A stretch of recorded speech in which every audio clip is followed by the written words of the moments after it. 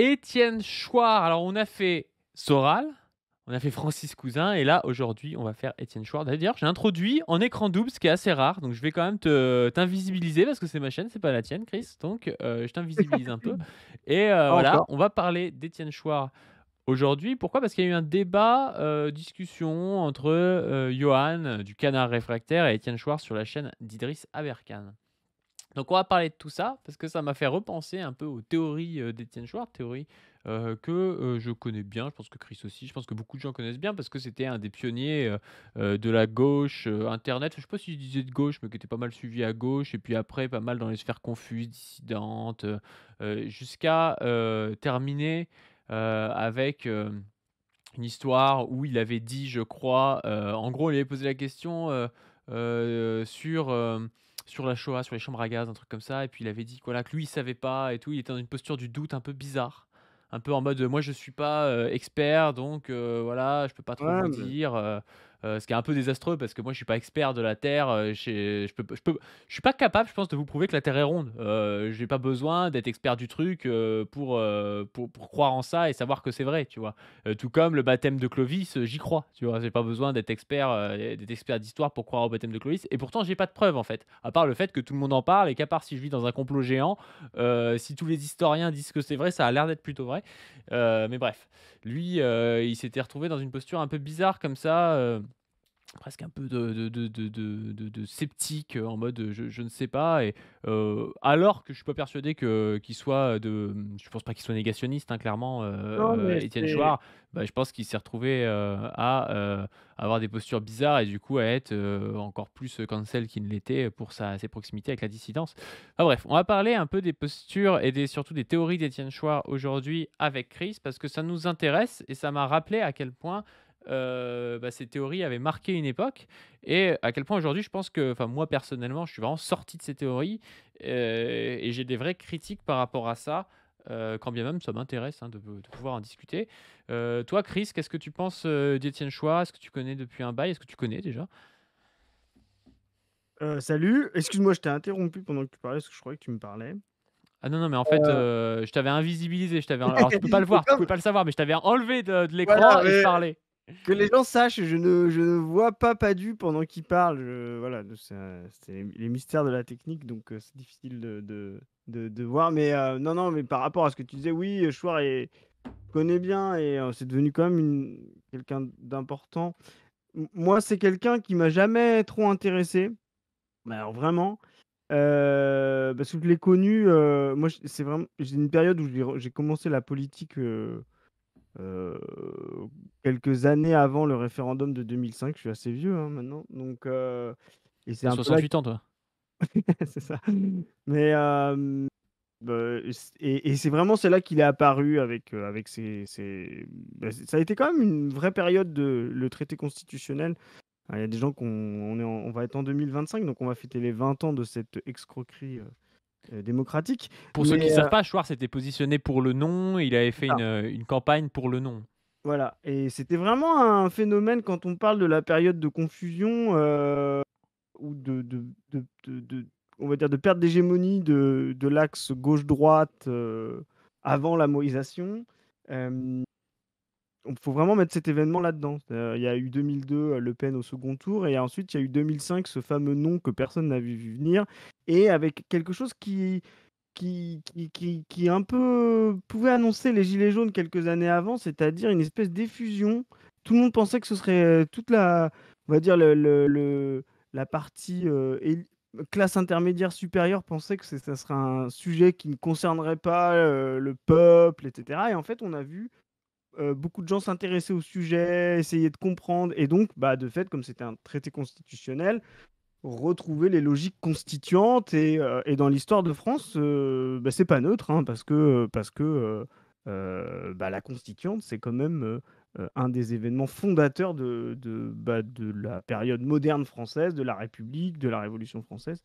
Donc voilà, donc il y avait tout ça. Moi, ça m'a jamais trop intéressé parce que j'étais déjà dans une vision du monde, beaucoup plus matérialiste, enfin, déjà dans le marxisme, mais donc j'ai toujours connu ce gars-là un peu bizarre et effectivement, dans son côté, de volonté non dogmatique, non idéologique, très on cherche, on trouve, très empiriste, qui est une forme d'idéalisme, on pourrait y revenir.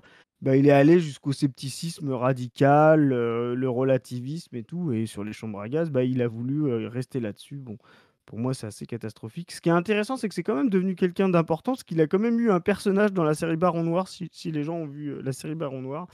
Je sais pas si tu as vu ça, pas du. Non. Mais dans la dernière saison, la saison 3 de Baron Noir, il y a quelqu'un qui s'appelle Christophe Mercier et qui est inspiré d'Étienne Chouard.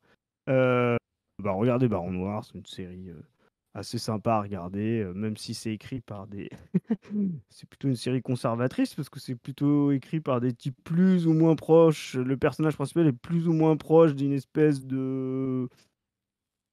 Ouais, de PS un peu valse, républicain, anti-indigéniste, voilà, c'est le personnage joué par, voilà.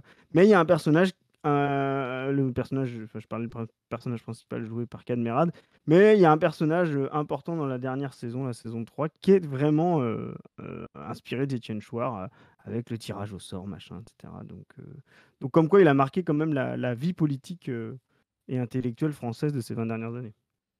Ah bah, oui, oui, c'est sûr et certain. C'est sûr et certain et d'ailleurs, c'est pour ça, je pense qu'il y avait, un truc marrant avec, ce live-là, avec, Johan du Canard Réfractaire et Chouard, c'est que Johan disait: «Moi, je me suis politisé avec Chouard», tu vois? Tu vois les 2 générations un petit peu et c'est pas pour rien, je pense que la nouvelle génération est moins idéaliste que celle d'Étienne Chouard. Peut-être parce qu'il y avait moins de possibilités à l'époque d'Étienne Chouard et que quand on n'a pas de possibilités, on a plus tendance à tomber dans l'idéalisme alors que, chez Johan, on voit quand même de plus en plus un aspect un peu matérialiste. Il est, tu sais, de plus en plus dans l'envie de s'ancrer sur le mouvement social. Il parle de lutte des classes, il parle de choses comme ça. Alors c'est pas toujours, sur notre ligne à nous, Oui. très très marxiste, on va dire, mais, heu, il sort un peu des logiques, idéalistes, qu'on peut trouver chez Chouard, où Chouard, en gros, il te dit, «Il faut demander aux gens de, refaire, un bout de papier, une constitution comme ça, parce que comme la constitution, elle est mal faite, en fait, bah, les gens, ils peuvent faire ce qu'ils veulent et si la constitution était mieux faite, ils pourraient pas», tu vois? Et il voit pas l'enjeu de pouvoir derrière justement la constitution. Par exemple, c'est intéressant, à un moment donné, dans le live, il dit, Heu on a permis si les droits de l'homme sont pas respectés, c'est parce qu'on n'a pas fait une institution pour que les droits de l'homme soient respectés. Tu sais? Genre sinon si les droits de l'homme sont pas respectés, c'est parce qu'il y a des rapports de force et qu'il y a des gars qui dominent, qui ont, de la thune, qui ont des médias et qui font en sorte ben, ils font un génocide à Gaza, par exemple, parce que les mecs ils s'en battent les couilles et que ça c'est dans leurs intérêts, tu vois? C'est pas parce que, le droit international n'interdit pas de faire un génocide. De fait, c'est interdit, tu vois? Et même s'il y avait une institution, bah, l'institution, elle rentrerait, dans un bras de fer, dans ce rapport de force, tu vois? Donc en fait, il inverse un peu tout, de manière assez étonnante, en fait. Enfin, je vois pas comment il peut ne pas le voir, Bah, tu vois? c'est Comment il peut penser que la constitution est première par rapport au rapport de force? Comme si, la bourgeoisie, qui a fait la constitution dans la Révolution française, tu vois? Elle avait mal fait la constitution et que c'était pour ça qu'on en était là. Et non pas parce que c'est la bourgeoisie, que c'est un sujet collectif qui a voulu prendre le pouvoir, qui a pris le pouvoir, qui a utilisé le pouvoir, tu vois? Il voit pas l'enjeu du pouvoir, en fait. Il se dit: «Ah bah, la constitution a été mal faite», tu vois? Enfin, Et le pouvoir et surtout, il voit pas l'enjeu, ce que je veux dire, du mode de production. Moi, ça m'intéresse que les des sujets collectifs qui justement luttent entre eux pour la, mmh, les ressources matérielles. C'est ça, hein, les rapports de production. Des sujets collectifs qui luttent entre elles ou qui s'organisent entre elles ou qui trouvent des compromis entre elles pour gérer, et obtenir les ressources. Hem c'est très intéressant justement parce que cette filiation, Chouard, les gilets jaunes et dont Johan vient des gilets jaunes, a le même, la même vision. Alors les gilets jaunes sont, par l'effet de la crise et son accélération, plus matérialistes, mais ils vont pas encore au bout. Ils ont encore une forme de surreprésentation du politique. Si on pouvait, dans cette période de confusion où on est un peu sorti des rapports, progrès-conservation, on a trouvé des trucs, haut bas ou le peuple contre, les 1 et cetera. On pourrait quand même dire qu'il y a quand même une vision des gens en haut et du fétichisme bourgeois où on va dire l'économique primerait sur le politique et par réaction en fait, les gilets jaunes, Chouard et cetera, c'est des gens qui vont remettre le politique, c'est-à-dire, la façon d'organiser la cité, la constitution et cetera, pour contrer l'économie qui les ravage. Et en fait, dans tous les cas, ces deux manières de penser la primauté du politique sur l'économique ou l'économique sur le politique. Tout ça, pour moi, ce sont des expressions de la fausse conscience. Les classes et leur vision du monde sont toujours l'expression de politique et d'économique. C'était la problématique qu'on pouvait avoir chez les jaunes, c'est que, chez les gilets jaunes, c'est que, chez les jaunes, pardon, lapsus qui n'est pas révélateur, mais c'est cet surinvestissement du politique avec le RIC, les effets de constituante, la remise en question du pouvoir, etc. Mais entre deux manifestations le samedi, retourner travailler et n'organiser aucune grève générale. C'est-à-dire, et même un rejet, même des organisations syndicales, etc. Et ça, il y a une vraie filiation, je trouve, avec la vision schwardienne qui s'était imposée pendant les 10 années précédentes, 10-15 années précédentes, mais qui a été aussi une repolitisation de ces classes-là. C'est-à-dire surinvestir le politique, l'organisation, la constitution, le rapport de pouvoir, etc., le check and balances, là, comme on dit, le contre-pouvoir, voilà, et d'oublier effectivement tout le mode de production. Et c'est toujours voilà, la problématique, c'est que la bourgeoisie nie toujours son mode de production, et la pensée prolétarienne, justement, elle doit lui mettre dans la tête. Et la pensée de Chouard, et c'était aussi la limite des Gilets jaunes, c'est cette incapacité justement à mettre dans la tête de la bourgeoisie son rapport de production et son mode de production. Ouais, ouais, ouais. On va mater un petit peu un extrait. Là, je t'ai fait un partage sur Discord. Il y a Johan qui pose une question à Chouard. Et juste, on va voir sa réponse. Alors, ça dure 2h38 en tout, le truc. Donc, on va pas tout mater. On va juste mater cet extrait pour que on fasse une capsule pas trop longue Épisode dessus. 1/15. Ouais, non, mais voilà. On pourrait dire plein de choses. Étienne Chouard, c'est un personnage complexe qui a plein de théories sur lesquelles on pourrait discuter, mais là, moi, je trouve que dans sa réponse, transférer sa position idéaliste. Tu vas voir, Moi, tu vas voir juste la pour question et la finir, réponse. juste pour dire en une fois, je trouve justement, moi, pas complexe, en fait. Je le trouve simpliste. C'est le premier reproche que je lui fais. Oui, oui, oui, mais je veux dire, il a plein de positions sur plein de questions Oui, et mais tout. Étant donné qu'il passe son temps à essayer de réécrire la Constitution, tu lui dis, ouais, comment est-ce qu'on doit organiser le marché de l'huile en France? Il va te dire, ah, bah, j'ai déjà fait en 2006 4 heures dessus, et en fait, il a des positions là-dessus, tu vois. Donc, on pourrait parler au-delà de sa méthode et de ce qu'il oui, représente, ce qu'on oui, est je en suis train de d'accord. faire de chacune de ses positions, tu vois. Après, oui, je suis d'accord avec toi qu'on comprend assez vite le personnage, mais aussi parce qu'il est très connu, tu vois. Je pense que ça nous facilite le perso. libéraux, et là tu dis: «Bah, Oui. regardez, il était pour le tirage au Une sort», ce qui est une question. idée libérale en soi d'ailleurs. Donc, Et Yoann, Étienne, qu'est-ce que tu en penses? Ouais, vas-y, je t'en prie, justement, je ouais, voulais non, mais moi je voulais peut-être, parce que là tu nous proposes, Étienne, là, un peu la structure de la constitution sur laquelle tu travailles là. Moi j'avais une question à te poser, parce que une des richesses du travail que tu as fait pendant 20 ans, c'est aussi d'avoir organisé énormément d'ateliers constituants. Donc tu as reposé peut-être des centaines de fois T'as vu la question? Il y a un mec qui pose la question: «Dans le baron noir, un troublion propose un système de tirage au sort, qu'en pensent nos invités?» J'ai C'est pas drôle. vu, hein.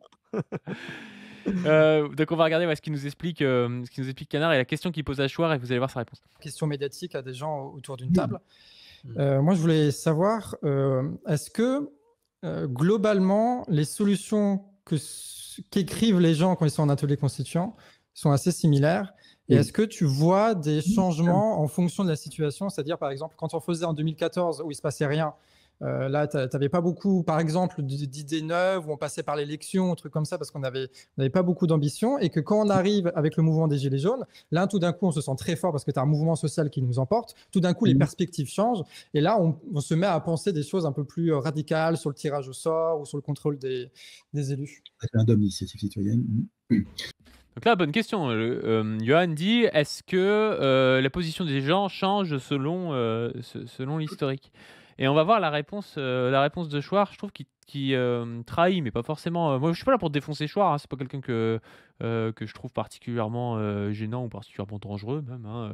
Contrairement à certaines personnes, je pense pas que Chouard soit particulièrement dangereux. Tu vois, que tu te radicalises dans des dingueries avec Chouard, même si des fois sa proximité, notamment à un moment donné avec Soral, a pu peut-être faire le pont pour certaines personnes entre Chouard et Soral. Mais c'était quelqu'un qui parlait un peu à tout le monde, et il y a un idéalisme justement à parler à tout le monde, parce qu'il y a des gens qui sont qui sont plus dangereux que d'autres, qui sont plus délétères que d'autres pour la lutte progressiste. Mais bref, on va voir un peu ce qu'il nous raconte et on va voir pourquoi est-ce que ça trahit une pensée idéaliste. En fait, ce qui est étonnant, après 20 ans d'ateliers constituants, c'est le spectacle d'une relative uniformité. En fait, nous décidons, alors il y a des options, il y a des variations quand même, hein, mais en gros, nous décidons quand même sensiblement la même chose. Et ça donne confiance en le tirage au sort. C'est-à-dire qu'après avoir vécu ça, moi, pendant 20 ans, ça peut être n'importe qui dans la rue. Pour moi, ça peut être n'importe qui dans la rue qui va écrire. Je sais que si on lui donne le temps de réfléchir, si on lui donne l'occasion de s'instruire de la vie des autres, je sais que lui il va écrire la même chose que moi, sensiblement. Et en fait, ça, c'est l'expérience de la variété des publics écrivant la même chose qui donne confiance dans le tirage au sort. Parce qu'en fait, c'est la raison qui nous conduit à écrire des pouvoirs et des contre-pouvoirs, et notamment un contre-pouvoir populaire, bien sûr. J'ai adoré cette phrase. C'est la raison. Et là, il trahit vraiment ce qu'il est, c'est-à-dire, c'est une pensée bourgeoise, si tu veux. Une pensée bourgeoise progressiste, hein, je dis pas, mais c'est la raison, tu vois. La raison est ce qui meut les hommes vers le même choix pour tout le monde, tu vois. C'est hyper intéressant et il se dit pas, bah tiens, les gens que j'interroge, ils font peut-être partie du même sujet collectif, tu vois, par exemple. Donc ils ont tous à peu près les mêmes réponses, tu vois. Quand déjà tu te trouves dans un atelier constituant d'Étienne Chouard, c'est déjà que tu partages à 98% les visions d'Étienne Chouard, quoi. Alors, il dit après, oui, mais des fois c'est dans le train et tout, mais encore une fois, il y a quand même des biais parce qu'il sélectionne des personnes dans le train. Je veux dire, si on pose des questions assez généralistes à des gens, étant donné que 90% des gens sont salariés, ils vont avoir à peu près les mêmes réponses, tu vois.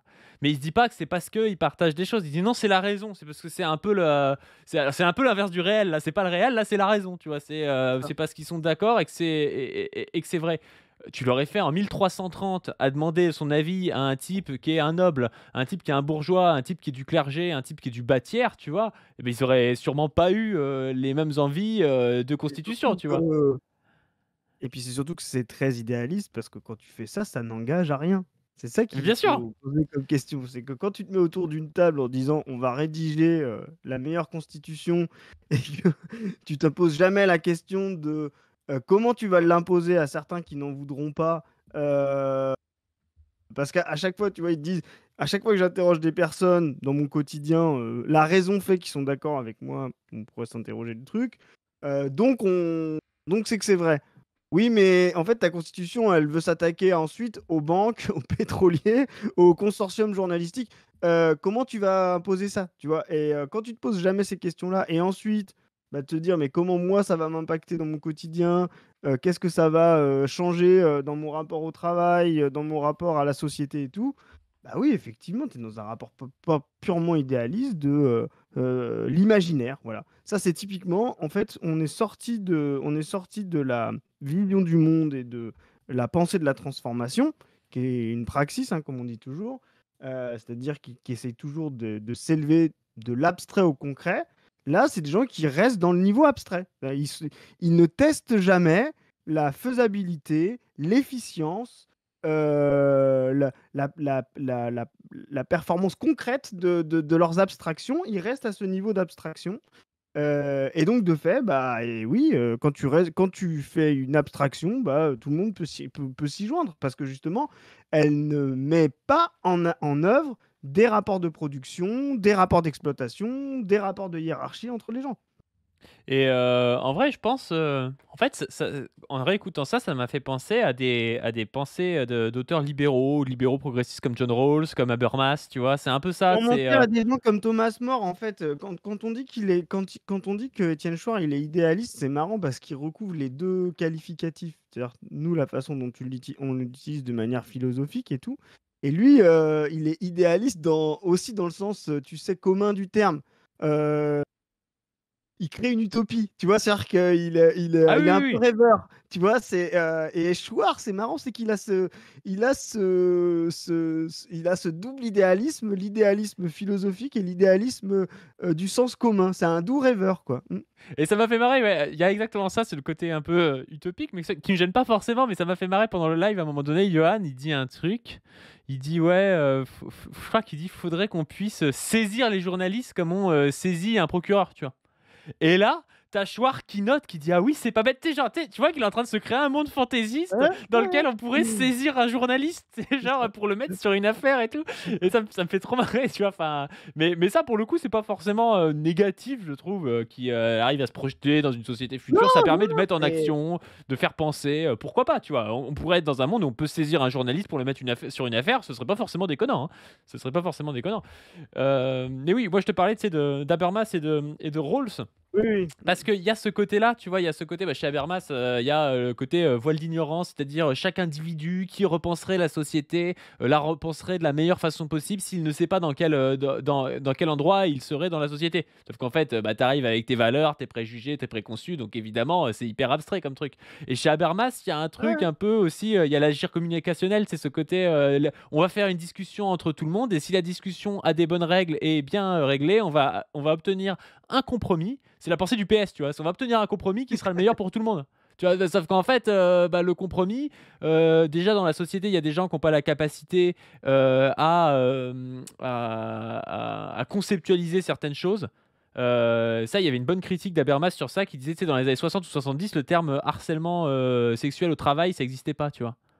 Donc comment est-ce que tu veux venir dans un débat expliquer que tu te fais harceler sexuellement au travail si déjà c'est pas conceptualisé? Tu sais, t'es dans un rapport de domination tel que même au niveau langagier, c'est compliqué à expliquer ce que tu vis. Ça repose sur rien pour les autres, tu vois. Ouais. Il y a des catégories sociales qui sont tellement dominées que leur expérience n'est pas tellement partageable, qu'elles n'ont pas aussi des habitudes du discours, parce que c'est quand même tout un schmilblick, hein, d'arriver dans une discussion et d'essayer de trouver un compromis. Ça demande quand même à être habitué de l'exercice, à savoir sur quel point appuyer, qu'est-ce qu'il faut demander en premier. Enfin, tout ça, Maîtriser la situation, c'est-à-dire que c'est des théories idéalistes parce que ça met toujours en arrière le rapport de force, tout l'aspect structural des choses, tu vois. Et c'est une pensée presque d'enfant, tu vois. On va se mettre tous ensemble et on va créer un nouveau jeu, quoi. c'est la pensée de la bourgeoisie ascendante progressiste de considérer que la raison est empêchée, que la raison est quelque chose d'intérieur, une puissance, quand tu vas chez Descartes, hein, Descartes pense que voilà, la raison est ce à quoi on est soumis. Descartes est beaucoup moins la volonté normalement de Descartes, même le libre arbitre est soumis à la raison. La raison chez Spinoza, alors c'est vraiment le l'atteinte de la vie raisonnable, pour lui, c'est la liberté, la nécessité. Donc c'est vraiment la raison est centrale dans toute la pensée rationaliste bourgeoise, révolutionnaire. Pourquoi? Bah, parce que c'est une classe qui a besoin de cette, forme de foi humaniste et cetera, pour contrer un pouvoir qui les empêche, en tant que classe, de s'exprimer. Un pouvoir qui, lui, ne s'assoit pas sur la raison, mais s'assoit sur la peur, la violence, le dogmatisme qu'est la religion. Voilà. Ça, c'est vraiment central dans la pensée bourgeoise. Et donc on voit bien que la raison est un concept qui sert la bourgeoisie pour s'émanciper d'un monde et transformer un monde, et elle y arrivera mieux que, mieux que beaucoup d'autres classes, voilà, s'émanciper d'un monde et s'affranchir d'un monde qui l'empêche. Il reste ça aujourd'hui, et on le voit chez Schwartz, tu parlais d'Habermas, etc. Il reste ça aujourd'hui, de cette idée de si on met les gens dans une pièce, c'est-à-dire dans un lieu, comment dire, dépolitisé, mais au sens tu vois, nomme du terme pour eux, parce que tu sais, ils ont aussi un rapport la politique est néfaste, c'est des gens qui sont démagogues, etc. Voilà, dans un lieu neutre, voilà, ce qui fait de la neutralité. Si on se dépouille de ces catégories, hop, on peut faire apparaître la raison qu'on a tous en chacun de nous et qui est empêchée par le pouvoir, qui est empêchée par... Voilà. Bon, ça, c'est vraiment une vision, bah, qui me semble, moi, effectivement, très idéaliste et très fausse, en fait. La rationalité, ça ne veut pas dire qu'il n'y a pas de rationalité, hein, justement. Il y a une critique de la raison bourgeoise dans la pensée marxiste. là-dessus, vous pouvez lire Lukács, par exemple, sur la destruction de la raison. Mais il y a une pensée de la raison comme justement une pensée active, de l'activité concrète, de la transformation de classe, de la vision du monde. Ce n'est pas parce que c'est justement parce que le prolétariat est dans une situation particulière d'exploitation, de compréhension des rapports sociaux particuliers, qu'il a une rationalité supérieure à la bourgeoisie qui, elle, est empêchée par sa fausse conscience et son rapport d'exploiteur. Ça n'a rien à voir avec le fait qu'ils sont plus neutres, etc. Donc, la rationalité dans le marxisme, c'est vraiment l'activité et la puissance qu'on peut avoir sur le monde.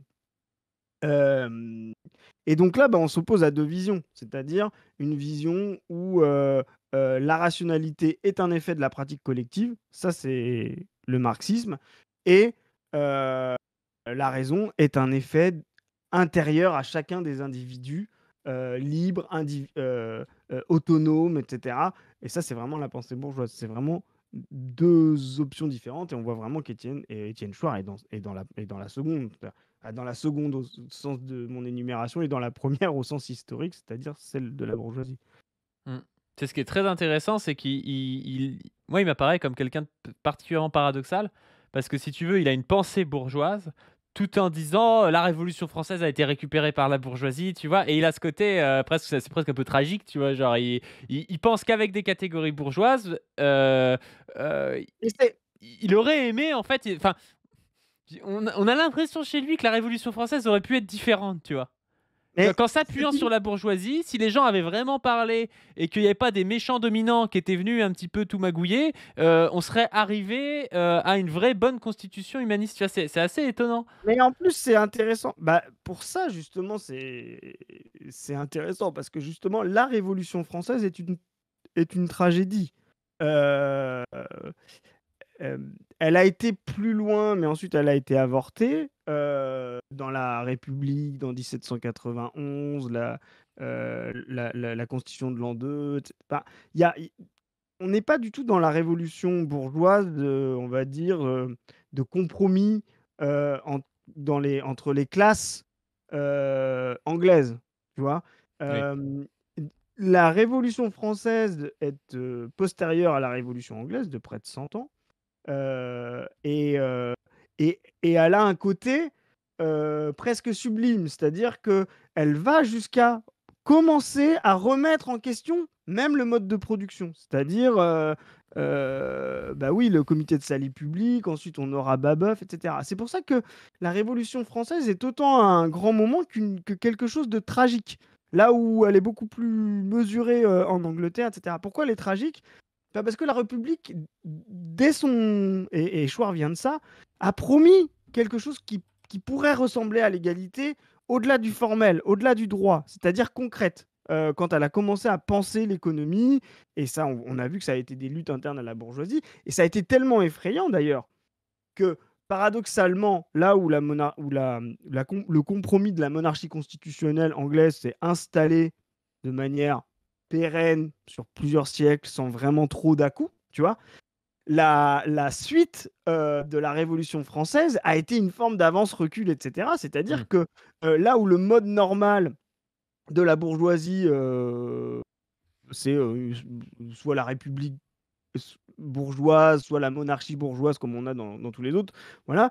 Mais la République est devenue quelque chose de très à gauche, tu vois. Nos socialistes à nous, nos communistes ont toujours été très républicains. Pourquoi? Parce que ce mode normal formaliste de la bourgeoisie est apparu presque trop tôt, de manière trop radicale, et la bourgeoisie elle-même a voulu l'empêcher pendant encore un siècle. Normalement, ça aurait dû presque s'arrêter à la monarchie constitutionnelle de 1789, tu vois. On aurait pu s'arrêter là et on aurait rejoint les Anglais. On aurait pu même avoir une république, tu vois, de feuillants. Alors les feuillants, c'était vraiment les bourgeois très conservateurs, mais qui voulaient juste leur part du gâteau dans la société post-féodale. Mais non, ça a été beaucoup plus loin avec la République de l'an 2, etc. Si bien que la bourgeoisie a même été effrayée par sa propre idée républicaine. Tout Thermidor, ensuite l'empereur, le retour à la monarchie, c'est-à-dire une bourgeoisie qui garde le pouvoir, mais qui ne veut pas accoucher de sa république. Il faudra attendre 1870 pour que la bourgeoisie comprenne enfin que le mode républicain, parlementaire, bourgeois, lui convient très bien. Mais ça a créé des structures mentales dans les communistes, dans les socialistes, où justement la République était une promesse. Et donc aussi un rapport français à ce juridique, à ces processus constituants, que ce soit la constituante de 1789 ou la convention ensuite. Voilà. Et ça marque l'histoire politique française et les structures mentales françaises. Ouais, Et ouais, Chouard ouais. vient vraiment de là. Chouard, il doit relire Michelet, les premières pages de Michelet de l'histoire de la Révolution française, quand le peuple est enfin devenu lui-même par le processus constituant. C'est vraiment des phrases de bourgeois, bourgeois révolutionnaires du 19e, mais ça, je suis sûr que ça lui parle, quoi. Bien sûr, bien sûr. Je pense que, peut-être pas faire trop long, mais sur Chouard, on pourrait juste dire un mot du tirage au sort, parce que le tirage au sort, on a l'impression que c'est central chez lui. Alors, pour le coup, moi, le tirage au sort, c'est un truc que je trouve un peu bidon. C'est genre, on s'en fout, en fait. C'est pas le. Ça peut faire partie d'un mécanisme, mais c'est pas central, tu vois. Ça peut être un mécanisme de sélection des gens, pourquoi pas, tu vois. C'est pas, ça me gêne pas plus que ça, mais. Je dirais à Chouard, Tu sais, on a l'impression que c'est central, ça change tout. Tu sais, il te dit ça, on en a parlé en off tout à l'heure. Il te dit à Athènes, il y avait le tirage au sort. C'est sûr que quand tu tires au sort parmi les esclavagistes, sans les femmes, sans les métèques, sans les esclaves, tu peux tirer au sort. Tu vois, on s'en bat les couilles que ce soit tiré au oui. sort parce que tu es dans une classe, tu vois. En fait, c'est très marrant, c'est parce qu'il prend Athènes est vendu comme une démocratie, mais en fait c'est une aristocratie qui se tire au sort entre elles. C'est-à-dire c'est des gens qui sont déjà fils de citoyens et de citoyennes, hommes, propriétaires d'esclaves, capables d'être pas loin de l'agora, et donc déjà dans un entre-soi. Et donc voilà, une fois que tu fais cette sélection-là, tu peux bien tirer au sort, parce qu'effectivement, c'est ce que tu disais tout à l'heure, une fois que tu as fait cette homogénéité de classe, tu peux tirer l'un ou l'autre. Et demain, c'est comme si tu disais, c'est hyper démocratique chez Total, car ils tirent au sort le PDG au conseil d'administration. Bah oui, c'est vrai qu'entre tous les capitalistes qui ont des jetons de présence de chez Total, que tu tires l'un ou l'autre, il n'y en a pas un qui est propriétaire de 20% du capital et qui va dire, allez, je suis tiré au sort PDG, maintenant on socialise tout, tu vois. Et ça, c'est vraiment l'impensé de Chouard, c'est-à-dire tout à l'heure, il parle de constituante. Moi, j'ai vu un peu le débat, j'ai pas tout vu, mais quand il dit on va faire une constituante pour empêcher les militaires d'user du pouvoir.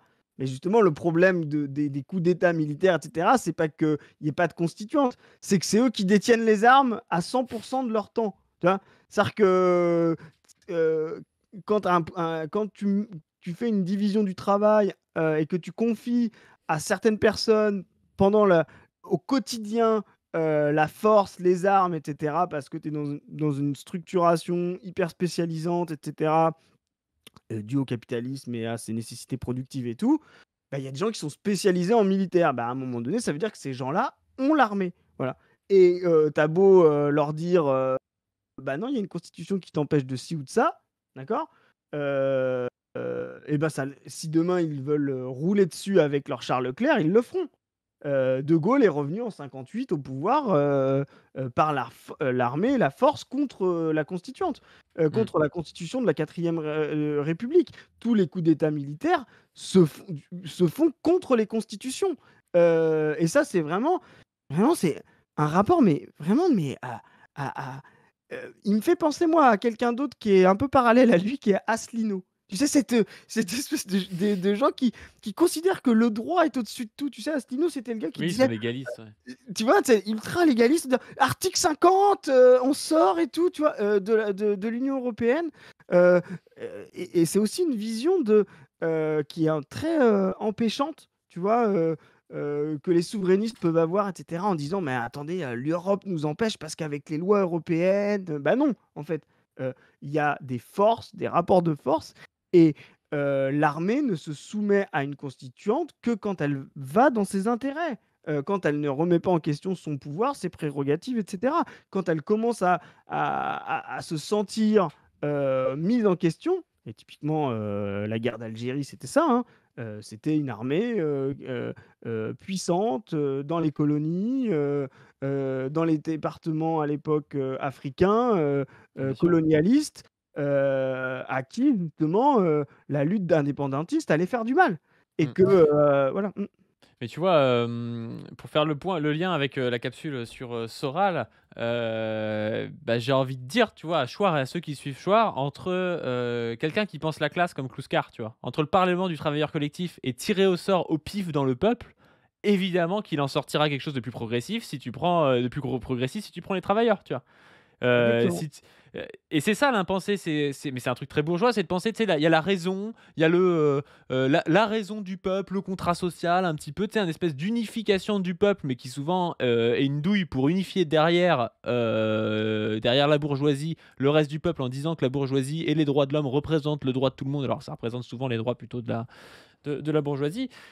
Dès qu'on commence à penser en termes de classe et dès qu'on commence à faire, je parle du Parlement du travailleur collectif, mais ça pourrait être tout et n'importe quoi, mais dès qu'on part vraiment de l'analyse matérialiste des choses, de qui est exploité dans la société, de qui est dominé dans la société, et qu'on commence à leur donner du pouvoir, là on est dans une mécanique révolutionnaire. Ça n'a rien à voir Mais on est avec le d'accord. tirage au Et sort. Je m'en d'ailleurs, fous de tirer au sort les gens dans le Parlement du travailleur collectif. Ils peuvent être élus, ce sera plus progressiste quand même que un tirage au sort dans le peuple. Alors ils peuvent être tirés au sort aussi, tu vois, mais ça changerait. il y a l'événement qui fait la bifurcation, c'est un sujet que je connais bien je citerai un livre que j'ai pas lu tout à l'heure. Un livre que j'ai pas lu, pas Dieu. Mais sur la Révolution française, c'est un bon exemple. Il y a toute cette mythologie de la Constituante 1789, de la Convention ensuite, dont Chouard parle. Mais il y a un événement matérialiste qui déclenche tout ça et que les gens oublient. C'est la validation, qu'est-ce qui déclenche la Révolution française? D'abord, avant d'avoir l'Assemblée nationale, l'Assemblée constituante, c'est les États généraux. Et avant ça, il y a un processus matérialiste qui va déclencher tout ça. C'est-à-dire que les États généraux ont été déclenchés à chaque fois pendant des crises. Au XIVe siècle, il y avait déjà une bourgeoisie qui voulait s'émanciper, Étienne Marcel. Enfin, on pourrait faire un truc là-dessus parce que c'est vraiment passionnant pour comprendre comment les rapports de force se font. Il y a une bifurcation qui se fait, c'est qu'avant, il y avait 3 ordres. D'accord? Je sais pas si tu te rappelles, enfin, si tu connais ça. Il y a 3 ordres et à chaque fois, c'était un homme, une tête, pour les 3 ordres. Et donc, tu avais une personne du clergé, une personne de tiers état et une personne de la noblesse. Qu'obtient-on en fin 1788 pour les États généraux de mai 1789? Le doublement du tiers.